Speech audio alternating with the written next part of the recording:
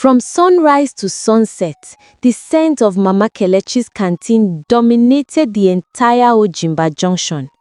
Pepper soup bubbled like volcanic lava, jollof shimmered with pride, fried plantain sizzled in perfect golden arrogance. Everyone agreed she made the best food for miles. But everyone also agreed on something else. Behind her smile lived a lioness with 0 patience and 2 PhDs in wickedness. To customers, she was honey. "Ah, my brother, you are looking fresh today. Extra beef for you," she would say, laughing so sweetly, you would think angels were her backup singers. But the moment the customer turned round, her face would rearrange itself like it was tired of pretending. "Chinonso, you kept this pot uncovered again. Do you want dust to enter and disgrace my ancestors? Use your sense." Her workers, mostly young people trying to survive, jumped at every command. Mama Kelechi did not merely shout, she detonated. Nobody dared talk back because one job lost meant months of hunger gained. Even the traders around the junction knew better than to challenge the lioness. They simply whispered behind her back. "That woman can intimidate anyone," Mama Bose the tailor would mumble. "But her food tastes good," the suya man would add, shrugging. "Good food and cruelty can exist in one person," Mama Bose concluded, adjusting her glasses like a judge delivering a verdict. On a Wednesday morning, one of those mornings where the sun was shining too confidently, Mama Kelechi hired a new helper named Amaka, a soft-spoken girl from Orlu with big eyes and a bigger heart. Amaka came with a simple purpose: find work, survive, keep hope alive. "Madam, good morning," she greeted shyly. Mama Kelechi gave her a once-over, from her dusty slippers to her hopeful smile.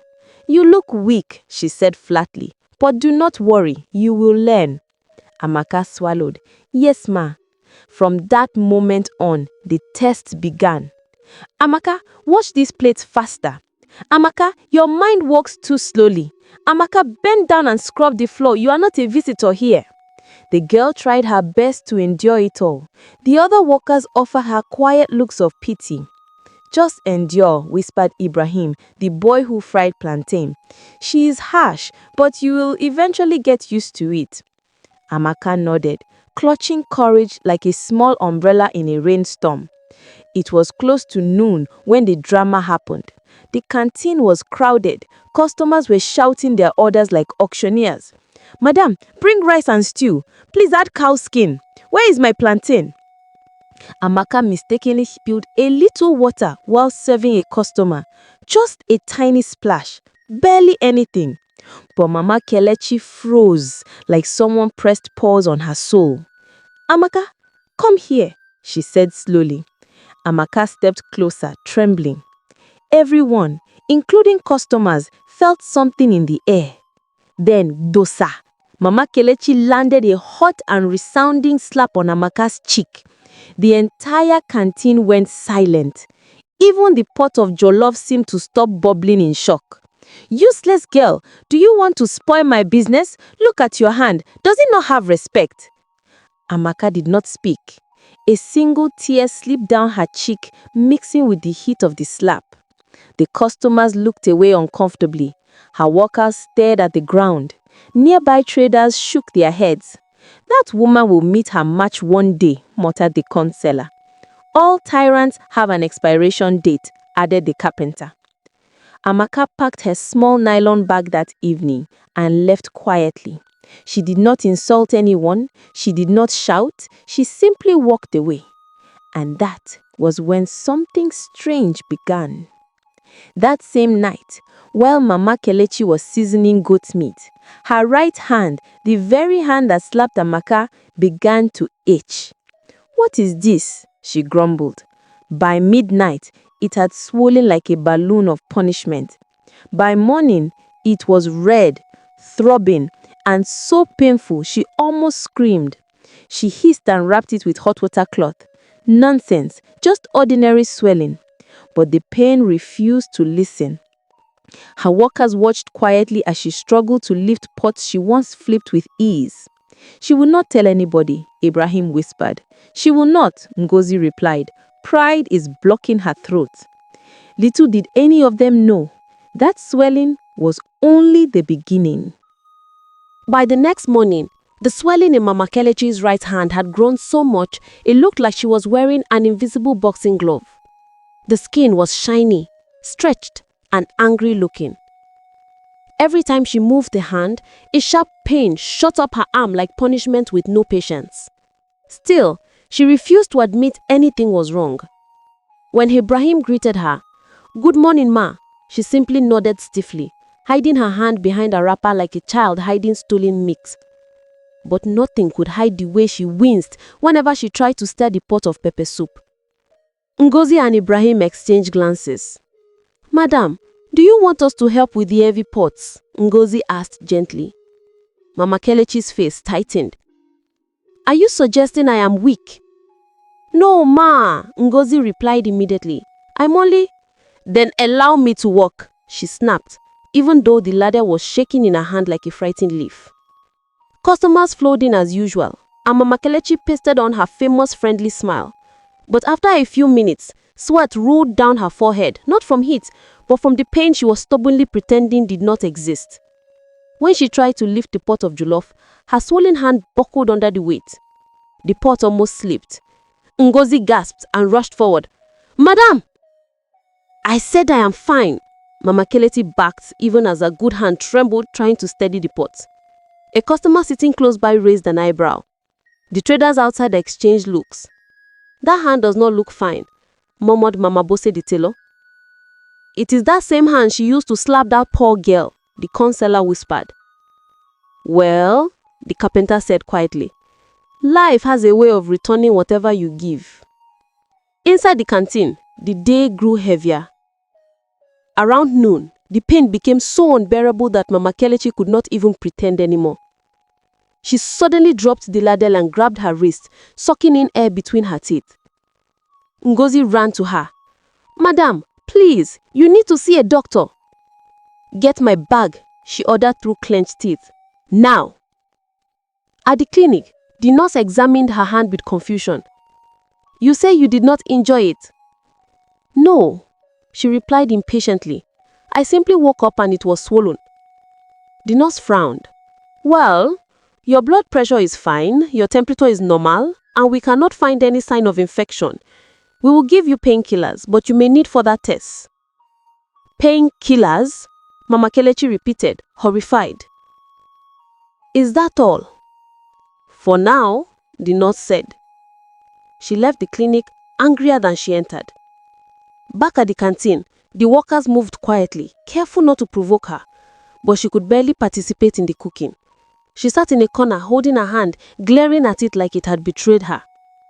By evening, her pride began cracking. When Ngozi brought her a plate of rice gently, she did not insult her. She just whispered, "Thank you." That night, unable to sleep from the throbbing pain, she went to a traditional healer. The elderly woman examined her hand carefully, chanting under her breath, and then stepped back. "This is not ordinary," the healer said. Mama Kelechi's heart skipped. "What do you mean not ordinary?" "This is the kind of swelling that begins when the heart is heavy with wrongdoings." Mama Kelechi stiffened. "Are you calling me wicked?" The woman smiled calmly. "I am not accusing you of anything. I am only telling you what I see." "Please give me herbs," Mama Kelechi insisted. The woman did, but added softly, "Your healing may not come from medicine alone." Mama Kelechi returned offended, but her fear was growing faster than the swelling. By the next morning, something even stranger happened. Her workers arrived to find a young man standing outside the canteen holding a small bag. He looked calm, confident, and strangely familiar. "Good morning," he greeted politely. "My name is Chidera. I was told there is an opening for a helper." Ngozi and Ibrahim looked at each other silently. They did not know him, but he certainly knew the canteen. And when Mama Kelechi stepped out with her swollen hand, wrapped in cloth, Chidera looked at it without surprise, almost as if he had been expecting it. "Good morning, Ma," he said respectfully. For a moment, Mama Kelechi simply stared at him. Something in his eyes unsettled her, but she hired him anyway. After all, she needed the help. She had no idea that the quiet young man standing before her was the older brother of Amaka. And with his arrival, her mysterious punishment was about to deepen. The hand she had used to hurt others was only beginning to feel what it had given. And when Mama Kelechi stepped out with her swollen hand wrapped in cloth, Chidera looked at it without surprise, almost as though he had been expecting it. "Good morning, Ma," he said respectfully. For a moment, Mama Kelechi simply stared at him. Something in his eyes unsettled her. She hired him anyway. After all, she needed the help. She had no idea that the quiet young man standing before her was the older brother of Amaka, and with his arrival, her mysterious punishment was about to deepen. The hand she had used to hurt others was only beginning to feel what it had given. Chidera settled into the canteen with quiet confidence, the kind that made everyone wonder who he really was. He worked with a calm, steady rhythm. No fear, no trembling, none of the panic everyone else carried when Mama Kelechi backed orders. This alone confused her. "Chidera," she called on his first morning. "Wash those plates." "Yes, ma," he replied gently. He washed them perfectly. Later she said, "Cut those vegetables, cut them small." "Yes, ma," he said again. His cuts were even, neat, and precise. She frowned. "Where did you learn to do this so well?" He smiled politely. Life teaches everyone differently. Ngozi and Ibrahim exchanged glances. They had never seen anyone move so calmly under Mama Kelechi's scrutiny. Most new workers panicked within minutes, but Chidera moved like someone who had already survived storms far stronger than a shouting employer. As the hours passed, she kept assigning him tasks almost as if she wanted to catch him failing, but he did everything with the same gentle composure. At one point, she snapped, "Are you trying to prove you are better than everyone?" He shook his head calmly. "No, ma, I am only trying to help." Those simple words irritated her more than insults ever could. By afternoon, the pain in her hand had become unbearable again. She dropped a plate accidentally and gasped, clutching her swollen wrist. Chidera quickly stepped toward her. "Madam, you should rest." Her pride rose instantly. "I do not need rest." But at the same moment, another sharp pain shot through her arm so violently that her knees bent slightly. She gasped again. Chidera gently picked up the broken plate. "Pain is not a sign of weakness, madam. It is a warning." She stared at him stunned. No one had ever spoken to her in such a calm, respectful but honest way. Everyone feared her. Everyone avoided eye contact. Everyone lied to keep the peace. But this quiet young man, he did not tremble, and he did not flatter her. Somewhere in her chest, discomfort mixed with confusion. Ngozi leaned close to Ibrahim and whispered, "He is different." "Yes," Ibrahim murmured, "very different." Throughout the week, her hand worsened. She barely slept. At night, she paced her room holding the swollen limb against her chest. She visited another clinic, still no answers. She returned to the healer, still nothing. Worse, the canteen began to suffer. Customers noticed she was no longer her usual vibrant self. Large pots stayed half-filled. Her movements were slow. Her temper was sharp but unfocused, like a knife losing its edge. One afternoon, she attempted to lift the pot of stew, and her hand simply refused to obey. The pain shot up so fiercely that she dropped the lid and screamed. The entire canteen froze. "Madam," Ngozi cried, running to her. "Ibrahim, turn up the fire," Chidera called. He rushed toward her with calm urgency. "Sit down, ma, please." She wanted to shout at him, to tell him to mind his own business, but the pain drowned her pride. Tears, real tears, gathered at the corners of her eyes. Chidera helped her sit on a wooden stool, steadying her trembling shoulder with surprising gentleness. "You need rest," he said softly. Her voice cracked. "I need this hand." The workers exchanged looks. They had never seen her vulnerable, not even once. Customers watched silently. The traders outside stared curiously. For the first time, everyone saw a different side of Mama Kelechi. Not the feared lioness, not the commanding woman who controlled the entire junction, but a struggling human being in pain. That evening, Chidera stayed behind to help Ngozi and Ibrahim clean up. As they washed plates, Ibrahim asked him quietly, "You are not afraid of her?" Chidera smiled faintly. "Fear is not always useful." Ngozi narrowed her eyes thoughtfully. "But you seem to understand her pain." He paused. His voice softened. "Sometimes, people hurt others because they are carrying invisible wounds. But the wounds do not excuse the harm." The other two workers glanced at each other, puzzled. He never said more. The next morning, the tension thickened even before sunrise. Mama Kelechi limped into the canteen and sat down heavily, her wrapped hand resting on her lap like a defeated soldier. Her voice was low, exhausted. "Chidera, come." He stepped forward. She swallowed hard before speaking again. "You are new here, but something about you unsettles me." He did not flinch. "I am only here to work, Ma. But why do you look at me like you know something I do not?" He held her gaze with calm strength. "Sometimes, truth stays silent until someone is ready to hear it." She frowned deeply. "What truth?" Chidera inhaled slowly. "Ma, has it ever occurred to you that the pain in your hand might not be physical?" Her face stiffened instantly. "Do not speak like those traditional healers. I am not cursed." He shook his head. "Sometimes, consequences look like causes." She froze. Her breathing hitched. Something inside her tightened, not from pain, but from fear she refused to name.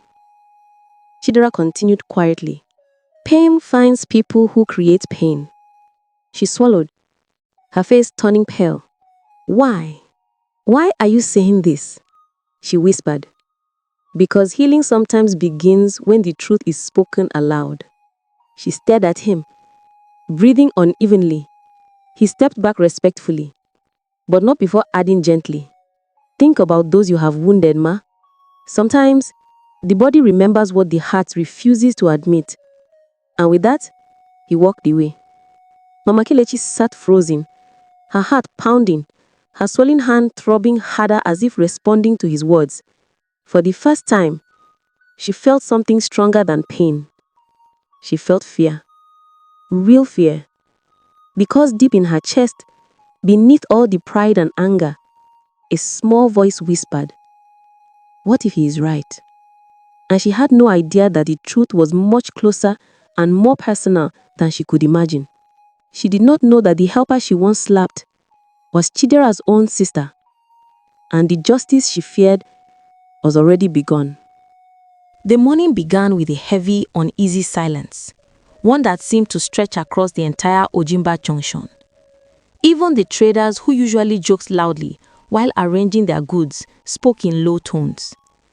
Mama Kelechi arrived later than usual, her steps slow and her face pale. Her right hand, still swollen, still throbbing, hung at her side like a burden she could no longer pretend was temporary.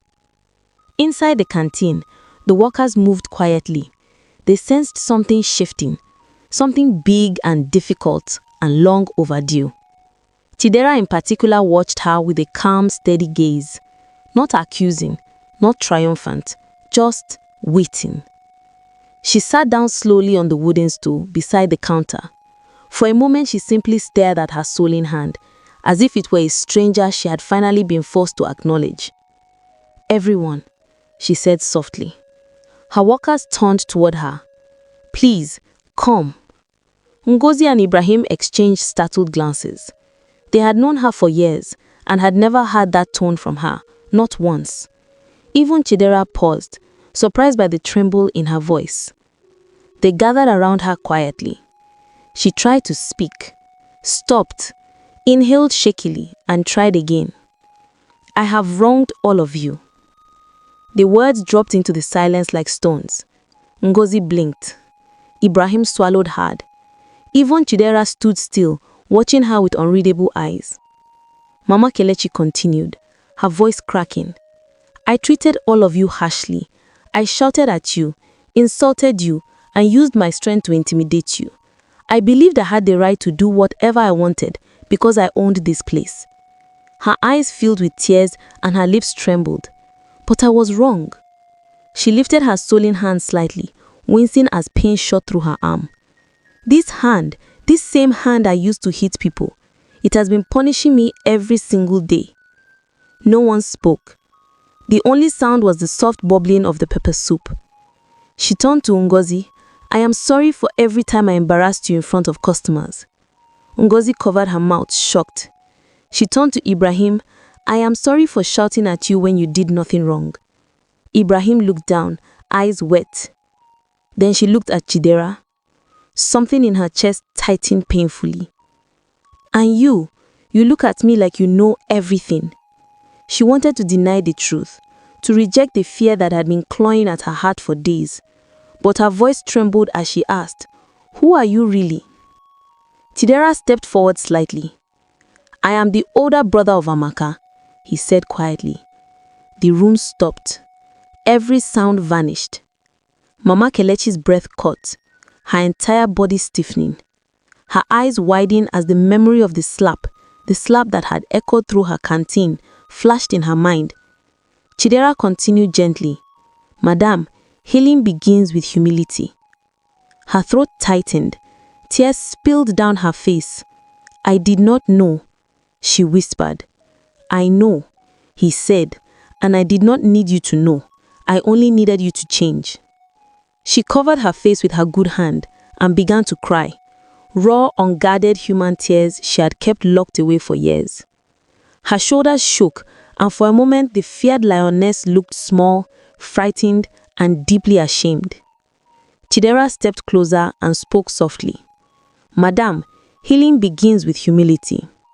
She lowered her hands slowly and whispered, "I am truly sorry. I am sorry for everything I did to your sister. I am sorry for everything I did to all of you. Please, forgive me." The workers were silent, shocked, moved, unsure how to respond. Finally, Ngozi stepped forward and gently rested her hand on her shoulder. "We forgive you, Ma." Ibrahim nodded. "Yes, we do." And then Chidera, calm, steady Chidera, gave a small, warm smile. "Forgiveness is the beginning. Now you must forgive yourself." At that exact moment, Mama Kelechi gasped. A strange sensation, warm, tingling, spread through her swollen hand. Slowly, the throbbing eased. The tightness loosened. The pain lifted. She stared in disbelief as she flexed her fingers gently. "My hand, it feels different." The workers watched with wide eyes. The swelling didn't vanish instantly, but something had clearly shifted, like the healing had at last been allowed to begin. Tears rolled freely down her cheeks as she whispered, "Thank you, thank you." The days that followed were filled with quiet transformation. Her hands slowly returned to normal. Her temper softened. She began greeting her workers with genuine warmth, asking about their families, listening when they spoke. She even laughed more. Real laughter, not the forced sweetness she showed customers. The traders around the junction noticed immediately. "Something has changed about her," Mama Bossy said one morning. "Yes," the Suyama replied. "She looks lighter, happier, almost like someone who finally dropped a heavy burden." And indeed, she had. With time, Business improved again. Customers returned. The canteen regained its energy and rhythm. But this time, something was different, something beautiful. For the first time ever, the workers laughed while they cooked. For the first time ever, Mama Kelechi cooked with them, not above them. For the first time ever, the canteen felt like a family. One evening, as the sun dipped low and painted the sky with warm colors, Mama Kelechi approached Chidera quietly. "Your sister, does she know?" "Yes," he said. "I told her you had changed." She exhaled softly. "I hope one day she will forgive me too." "She had already has," Chidera replied. That is why the healing began. Mama Kelechi's eyes glistened. She looked at her hand, now almost fully restored, and whispered, "I will never forget this lesson." Chidera nodded. "Life returns whatever you give, Ma, good or bad." And for the first time in her life, she truly understood. She looked around her canteen, her workers laughing, customers smiling, food simmering with warmth, and a soft smile touched her lips. A real smile. A transformed smile. A smile that hid nothing. This is the end of this story.